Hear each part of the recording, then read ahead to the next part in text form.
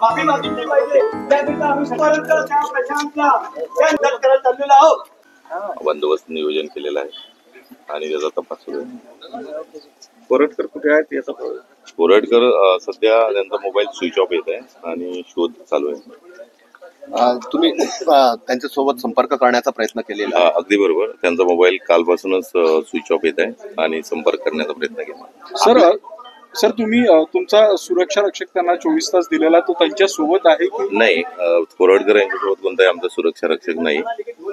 फक्त त्यांची जी महिला फॅमिलीज वगैरे आहेत त्यांच्या घराला सुरक्षा दृष्टिकोनातून पेट्रोलिंग वगैरे सुरू आहे हद्द असल्यामुळे. कोल्हापूर पोलिसांनी नागपूर पोलिसांना काही संपर्क केलेला आहे का या प्रकरणी किंवा काही सांगितलेलं आहे? हा, या गोष्टीबद्दल माहिती आहे आम्हाला की FIR दाखल झालेली आहे. त्या पद्धतीने तपास सुद्धा सुरू आहे. नागपुरात काही गुन्ह्याची नोंद झालेली आहे किंवा काही त्यात सामोरं आलेलं आहे? नाही, नागपुरात कुठल्याही पद्धतीने गुन्ह्याची नोंद नाही आहे आणि कोल्हापूरला आहे असं. सर प्रशांत कोटकर यांनी काल तुमच्याकडे काही तक्रार दिलेली आहे का त्या संदर्भात? त्यांचा मॉर्फिंग झालेला असा त्यांचा आरोप होता.